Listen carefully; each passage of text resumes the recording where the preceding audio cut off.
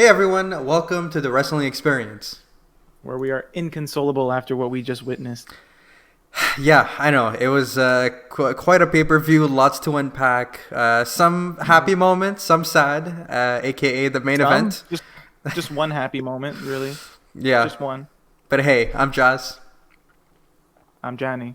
and we are going to be recapping Hell in a Cell. Like I said, there were 5 matches that were announced, and then during the pre-show, which we're gonna jump right in, Mustafa Ali had a challenge for Hurt Business, and he basically wanted to challenge someone from the Hurt Business. So anyone from them versus someone from the Hurt Business, and that was going to happen. So that was going to be our sixth match of the night.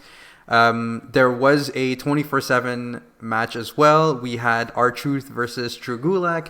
R-Truth came out on top, and post-match, we had basically the pre-show panel talking, and R-Truth kind of made his way there, and just to escape. And then we saw the Lucha House Party come in. We got to see Drew Gulak kind of running around, and also Drew Gulak got on the mic, and he said that R-Truth's childhood hero John Cena sucks. And I'm like, oof, John Cena didn't even do anything. Poor John Cena. Wow, this feud between John Cena and Drew Gulak is starting quite a. That's a feisty build right there. Other Exactly. notable points from the pre-show was Elias having a little concert for Jeff Jarrett and just not liking people named Jeff in general. Um, yeah, and Drew Gulak also did beat up little Jimmy a little bit, which I thought was a little uncalled for.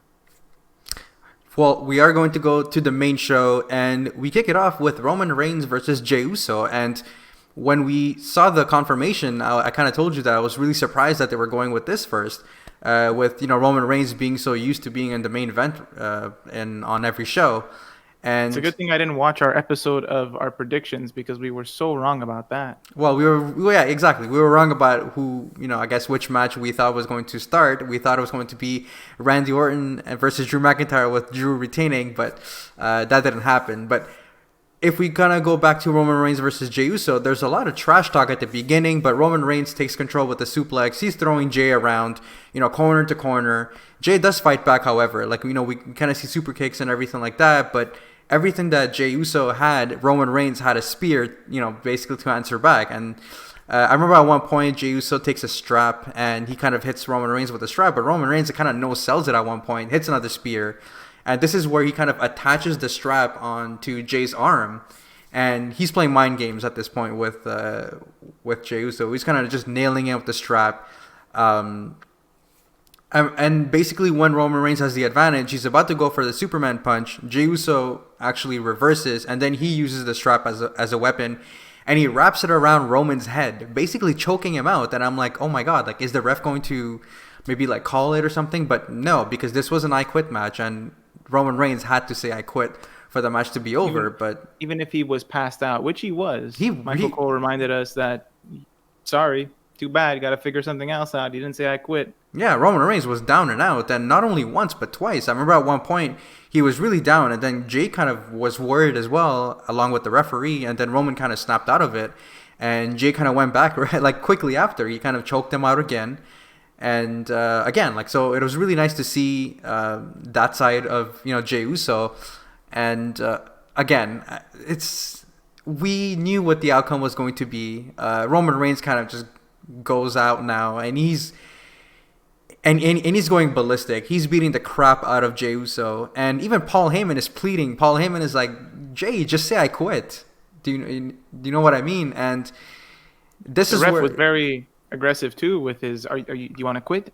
Say I quit. It's Yeah. all right. I can end the match, Jay. And I'm like, wow, what a stressful referee And this guy. what completely knocks Jey Uso out is basically Roman Reigns takes a steel step and he puts Jey Uso's head in between the turnbuckle and the steel steps, and he kind of goes in running drop kick and kind of just knocks him out there. And the ref was like, okay, look, he's like, no, like, Jay is out, I'm gonna call it. And then Roman Reigns like, no, he's like, you're not gonna call it. He didn't say I quit. And the ref's like, okay, well, I'm out. And well, no, sorry, the ref is like, oh no, but Jay's out. And Roman's like, no, you're out. And he kind of just launches the referee outside.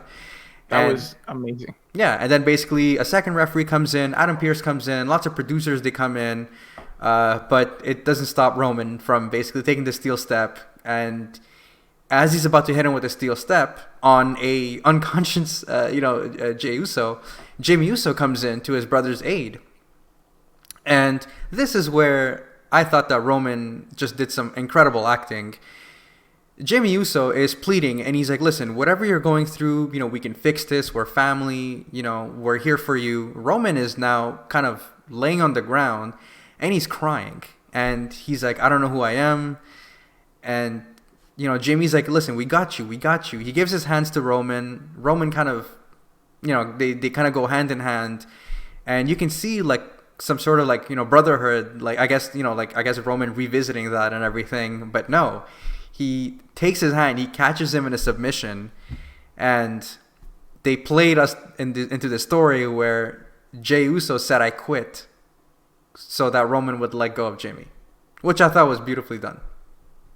Yeah, I mean, I did not think of this one, and I was pleasantly surprised with how they managed to pull that off. It was very nice. I mean, it was a little over the top with the drama with Roman Reigns, and a little over the top with the fact that they each made each other pass out during the match. Mm-hmm. But other than that, it was a very solid match that continued the story and led it to a satisfying, I guess, denouement or conclusion. A couple of points. The match was really good. It was 45 minutes long. I thought that was too long for lots of drama and story building. I understand where they were going with this. They could have shaved off like quite a lot. And we were watching. Think the match was 45 minutes. Yeah. A match. The whole segment was about 45 minutes. But still, the match was like 30. It's still long. And we were watching this with someone who's like a casual wrestling watcher, and he was like, "It's good, but like we get it, and just move on." And that's kind of where I kind of shared those sentiments. But alas, after the match, Roman Reigns, he solidifies his place at the head of the table. He's celebrating with some family members, and Jimmy and Jay are not looking too happy about that. Clearly not. I mean, they're no longer The Rock's cousins, so that must be pretty devastating for them. Yeah. So now we're going to go with our second match. We have Elias versus Jeff Hardy. Not the type of finish that I expected. So essentially, Elias, he comes in, he graces us, with the song. It's the same Walk with Elias shtick that we get. And it's great. Jeff Hardy is the one that actually sets the pace at the beginning. What did you think about the match, and also about the finish of the match? Okay, so just to do a quick recap, Jeff does take advantage a little early, but then the action goes outside. Jeff misses a high-risk maneuver, allowing Elias to pick up and beat him up for a bit. Jeff does rally, get some of his signature moves. What's particularly nice is that there's a nice powerbomb from Elias that looked pretty brutal. Later, Jeff hits the Whisper, and he wants to go for... he hits the Whisper and Twist of Fate, and he wants to go for the Swanton, but Elias rolls out to the apron, and it looks like Jeff wants to deliver it on the apron instead. He has no problem. He gets on top of the ring post, actually, and so Elias at this point like wakes up and like runs away, so he's not in the splash zone. Mm-hmm. So Jeff just gets down, and Elias grabs a guitar, tries to swing it at Jeff. Jeff dodges it, grabs the guitar, and swings it at Elias, and giving basically ending the match with a DQ, giving the win to Elias, which was. It was quite of a surprise because, I thought that Elias was going to win, but maybe cleanly, and you thought that Jeff was going to win just to continue the feud. But either way, the feud continues with the way that Jeff, kind of ended the match. So we kind of got what we wanted. I would argue I'm more correct because Jeff did kind of look like the winner here, but no, he didn't because he clearly lost. He did lose, but he did look like a winner. If you go on Wikipedia, it's going to say winner by disqualification, Elias. But anyways, but if you watch the footage. Okay. Yeah, let's move on. We're gonna move on. We're backstage with Otis and Tucker. Essentially, Otis talks about what his mom told him once. Otis has got it. Miz wants it, and Otis is just he's just basically ready to end this once and for all. And Tucky is very fired up, and he's very happy for his best friend Otis, right? Mm-hmm. So let's jump into the Miz versus Otis. We have a new theme song for Otis. Basically, all it says in the song is that he's blue collar solid. So, that's nice. That's all we needed to know, really. Yeah, and we get an evenly kind of match at the beginning. Otis hits the Miz with a splash. Miz fights back with a sleeper hold, and he even nails him with a sweet looking boot to the face. Miz with that big boot. He hasn't been using it often, but like lately, it's been his thing. But we get to see the caterpillar, get to see a little bit of that, but there's drama here, right? So how does this go down? So essentially, yeah, you're right. We see the caterpillar, but then Morrison, he kind of saves the Miz by pulling him outside, and then Morrison basically takes the briefcase and he's about to hit Otis with the briefcase, but the referee catches him red-handed and she kind of kicks him out. So Morrison is gone. I thought to myself, yeah, that's what I thought to myself. Well, Tucker hasn't been ringside for any of Otis's matches except for this one, and now he's the only member of the outside teams at ringside now that Morrison's gone. Yeah, essentially. And so Morrison is gone. Tucker and Otis is working on the Miz. The Miz is holding on to the apron, and Otis kind of, as he's pulling, kind of moves back, and Tucker is there.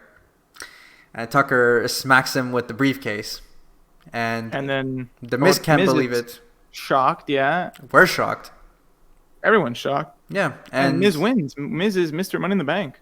Yeah, and the Miz is celebrating, and Tucker is just mouthing off at Otis. And it's a sad, sad day if you're an Otis fan, but it's not over, because right after, Miz and Morrison, they're celebrating backstage. Morrison talks about how this is a monumental moment, and the Miz says that the briefcase is not a prop, it's a golden ticket to championship contention. So whether it's the Universal title or the WWE title, the Miz has cashed in before, and he's going to do it again successfully, as he did. They'll never see it coming, like that, just like the SummerSlam slogan. Yeah. But yeah, both champs are on notice now that we have a new Mr. Money in the Bank. But yeah, it's not over. Tucker comes out, and it looks like Miz is happy to see him, but Tucker is still upset at Miz and doesn't like him, so he tells him to basically shut up. And Tucker cuts his promo basically saying, I've been doing everything to make Otis look good. It's all him. He's the star, and Otis can't even do anything without him. Yeah, pretty much. And it was a very convincing promo. And for sure, like, Tucker has always looked good, but everyone seems to care about Otis, and he's kind of fed up of it. And Otis comes, and he's upset, and he attacks everyone. Yeah, pretty much. That's kind of how that ends.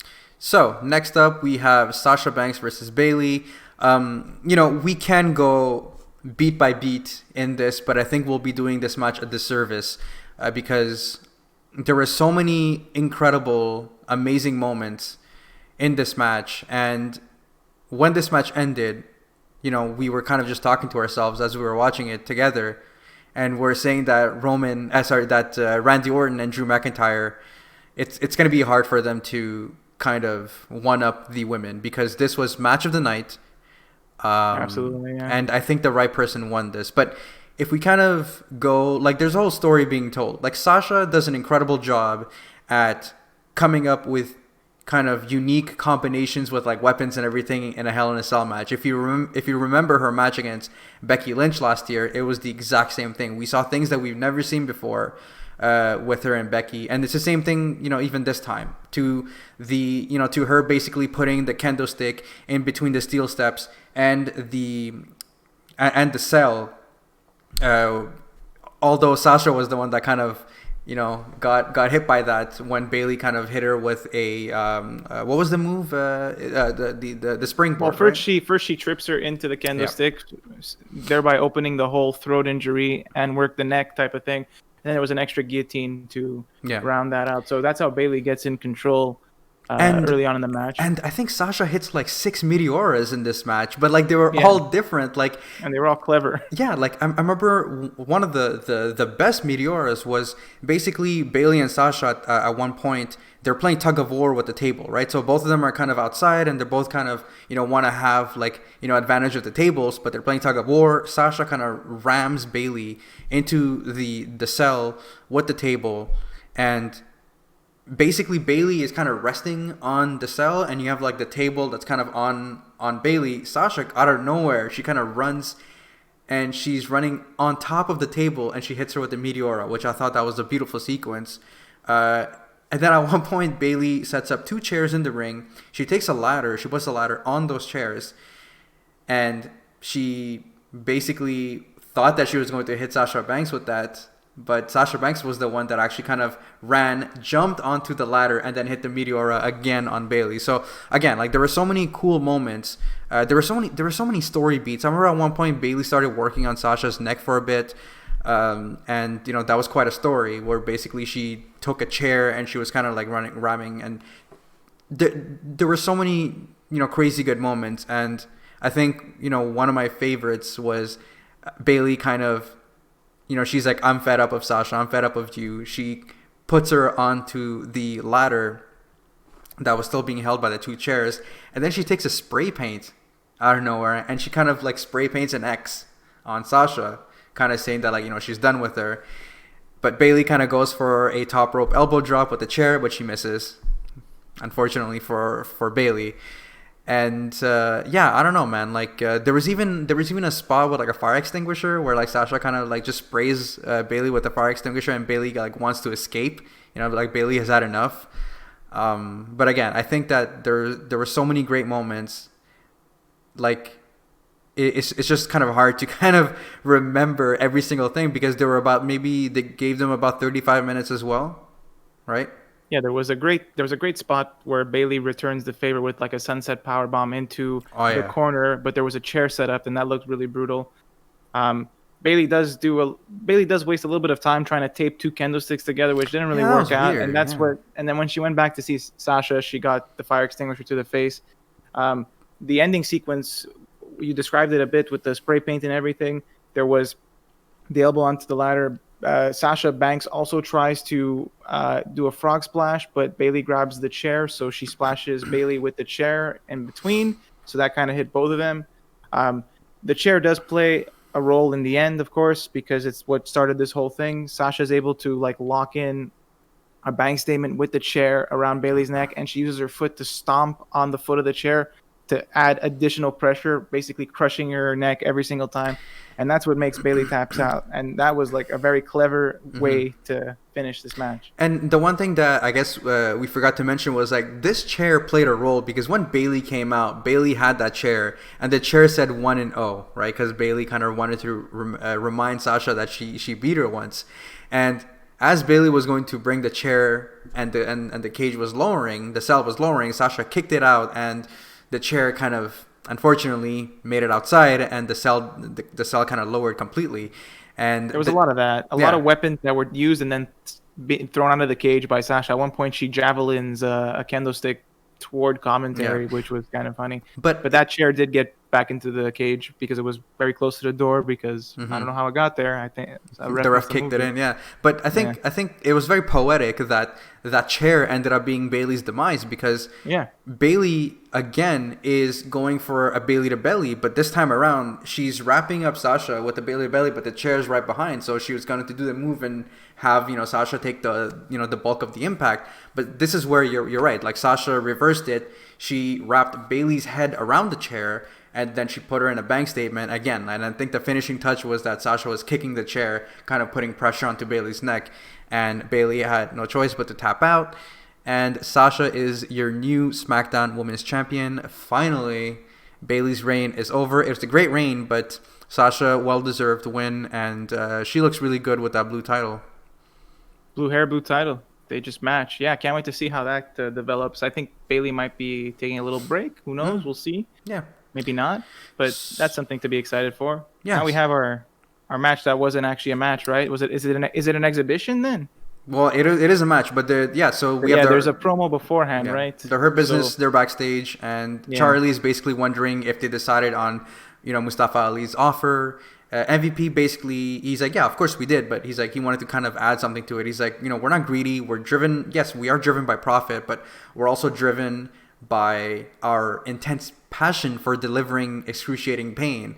And he's like, let's just make sure that we have two men facing off, so like no one interfering and all that, and let's raise the stakes even higher because Bobby Lashley has agreed to make this a U.S. Championship match. And Lashley gets on the mic. He's like, listen, I'm like, I don't even care who it is. I'm not waiting on anyone. I'm gonna be in the ring waiting for them. And Slapjack comes out.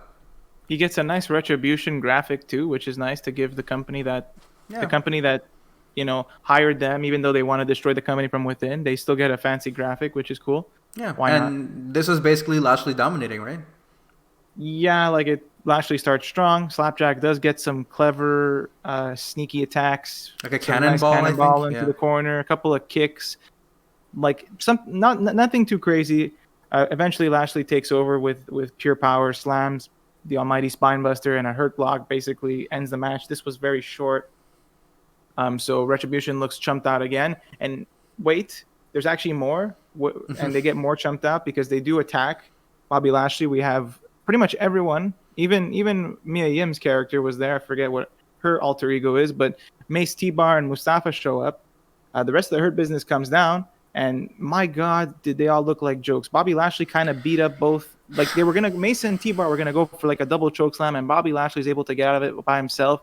After disposing of both of them, it looks like Mustafa Ali's going to go for his hit, but the rest of the Hurt Business join, and now he's all of a sudden 4-on-1, and he's like, "Well, I got to leave." Mm-hmm. And yeah, that was it. That was kind of just whatever. Yeah. For Retribution. Yeah, I guess they wanted us to they wanted to give us a little break and not have two cell matches in a row. They finally made their debut on a pay-per-view, or at least their first appearance on a pay-per-view in a while. And pretty bad appearance, in my opinion. But hey, we're going to go to the main event. Drew McIntyre versus Randy Orton. I want to hear you talk about this. Okay, wow. It's my turn. Well, look, I mean, this was a great match. It wasn't as good as the women's match, but it was probably the second best match, in my opinion. It was solid. Drew enters first, which was kind of weird. I'm like, well, what's up with that? But it's because Randy Orton wanted to sneak attack him.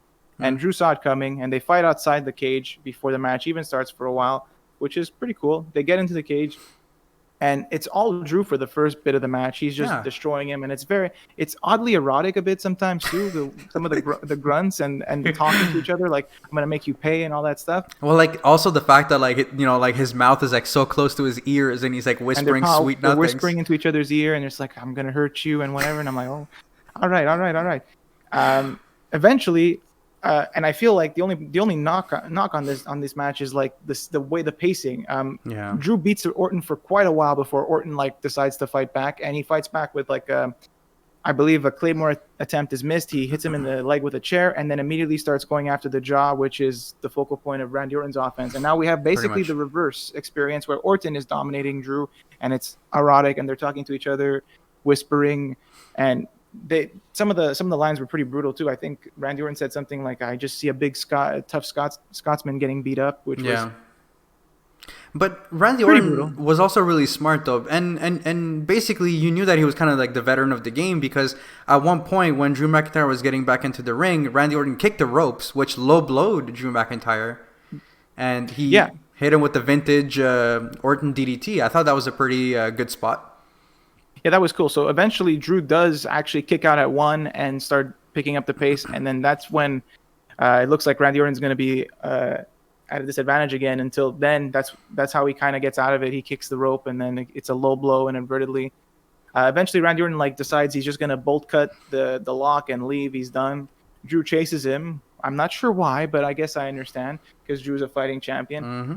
This leads to another awkward pacing where they're gonna do this thing, but the way they do it is it took a bit too long and it was a bit pointless. But basically, Orton climbs the cage and he dares Drew, who's kind of looking at him confused, to come after him, and Drew does. They fight on top of the cage. Randy Orton has a steel pipe, and I think he tries to use it, but he's unsuccessful at first, and then he's able to hit Drew with it. And then Randy Orton's like, I better just escape, and he starts climbing down the cage, but this time on the other side, toward the announcer table rather than toward the stage. So now it's pretty obvious what's going to happen. Drew is joining him. Now they're fighting on the cage, and they're just descending to the midpoint of the cage where they have a nice base of support where they hit each other for a bit. And then Drew takes the bump onto the announcer table, and it's a nice looking bump. It's pretty brutal. Mm-hmm. I think he starts bleeding too from the mouth, and Drew's selling is very on point at this point. He's crawling. He's trying to escape Orton just to try to get a breather. They make it back to the ring, and Drew is able to hit a Claymore, but Randy Orton rolls out of the ring. Yeah, so smart. This allows Drew to get some breathing room, but unfortunately it's not enough. They get back in the ring. Drew's setting up for his next Claymore, and he misses, and this allows Orton to hit an RKO and pick up the win. Yeah.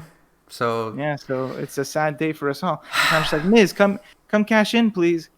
No, that but didn't happen. seriously, like it was sad to see Drew's reign end. He never got to be in front of a full crowd, and I feel Yeah. like he really deserved it, and his reign was amazing. But yeah, Randy Orton, like it's not like it's undeserving. This was totally deserved from his part too. So I Yeah. mean, So I a little think, sad too. yeah, I mean, the image at the end was quite powerful because we see Randy Orton, who's outside now. He's looking at the belt. He's raising his hands. With the belt in hand. The cell is now being raised, and Drew McIntyre is kind of looking on at Randy Orton and his new prize. But I do agree with you. I think it sucks that Drew McIntyre was never a champion in front of a crowd. But I don't think this is a one and done thing. I think that Drew McIntyre is going to be, flirting with that, onto the main event scene. But I think that there's a lot of main event players on Monday Night Raw. We have the Fiend, we have possibly Edge coming back, and this is gonna lead to Edge versus Orton at WrestleMania for the title, right? But the thing Edge is gonna that win the Royal Rumble or something. But although that, I feel like the Edge and Orton feud does need a title. But I feel like we said the same thing with Goldberg and whoever, and that didn't need a title. Goldberg and Brock Lesnar, and it's Kevin Owens and Chris Jericho that got screwed. Yeah, and it doesn't need a title, but it's probably gonna get one because why not? Yeah, so your best. It makes sense, like that. Your best feud should be for the title, right? Like, but that's your marquee feud. It's annoying when they shoehorn the title in, like what you're saying with Goldberg and Brock Lesnar over KO and Jericho. Yeah, absolutely, that's kind of annoying, but makes sense. I agree, and I kind of disagree in the sense that like Orton and Edge have such history, and with the way that things ended and how brutal it was, that you don't need a title for. No, I know you're not wrong, but like it just the idea of like, okay, if this is the thing people came to see, it like logically should be a title, right? So I don't know what's next for Drew McIntyre. Hopefully, he kind of. I'm thinking that he might get a rematch. I feel like he deserves a rematch. I mean, if Randy Orton can get 3 rematches, I'm pretty sure that Drew McIntyre can get at least 1. That's what I'm imagining. But I imagine the Fiend might get involved at any time. He might want revenge on Randy Orton for like WrestleMania 30. Yeah, and with 31 or something. Yeah, and already with the Miz, listen, as sad as I am that Otis lost his Money in the Bank contract, the Miz winning already has so many possibilities of the Miz cashing in, but also failing that cash in. Yeah, my heart was like Drew retains and then Miz cashes in and Drew retains. That would have been. Yeah, that would have been chef's kiss right there. Yeah, but again, I feel like there's a lot of interesting things happening right now. We don't know what's next for Drew McIntyre. Clearly, Roman Reigns is on a whole new level, being like a super villain at this point, when he just cried on command and all of a sudden he beat the crap out of Je Uso. He's a full-on super villain for real. Yeah, he's gonna shave his head bald and become Lex Luthor. I'm expecting. And with Sasha winning and ending Bayley's feud, I cannot wait to see all the other fresh matchups that we're going to see on SmackDown. So overall, man, like I thoroughly enjoyed this pay-per-view. Obviously we sound really exhausted because that Sasha Banks and Bayley match took so much out of us, and we felt that like the main event, again, like as good as it was kind of hard to follow up what the ladies did, because the ladies killed it. And yeah, it was an exhausting pay-per-view, but that doesn't mean that it was bad. Like I thought it was a great pay-per-view from the beginning to the end. Maybe remove that Lashley and Slapjack match, but besides that, man, I thought this was definitely one of the top pay-per-views of the year.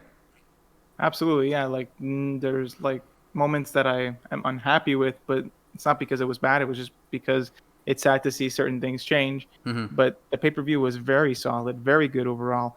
Yes, you're right. The Lashley thing felt out of place, but we just needed something to break up the 2 Hell in a Cell matches. Yeah. Like you knew something was going to happen. It was going to be a skit, because unless they did Hell in a Cell, non-Hell in a Cell, Hell in a Cell, which I thought might have been a thing that they did. Like they would have done Roman, then they did the Jeff Hardy, and then they could have done Bayley Sasha, then the Miz Otis thing. But this was fine. Every match was good. Every match was entertaining, especially the 2 Hell in a Cell matches at the end. I'm kind of knocking the first one a little bit just because of they made each other pass out, but the match is not over, but then they can just wake up and continue. It was a little overdone. Yeah. But overall, very good pay-per-view. there hasn't really been a disappointing pay-per-view this year from what I remember. Yeah. Or So I'm probably remembering wrong. that was our There has to have been recap something. for Hell in a Cell. What do you guys think? Do you guys, are you guys sad that Drew McIntyre is no longer your champion, your chiseled Greek god champion? And what do you think about Roman Reigns? What's next for Roman Reigns and the Usos? Make sure to subscribe to our channel, and after you click on the like button right below, you'll find wherever to find us on social media and wherever you listen to. If you listen to us in audio format. And thanks, guys. We'll see you in the next one. So maybe we'll get a triple threat between The Fiend, Drew, and Randy Orton, you think? And then the Miz cashes in. And then The Fiend kicks out at 1. And then The Rock shows up and he says hi to everyone, but not to Jay and Jimmy because they're no longer cousins. Yeah.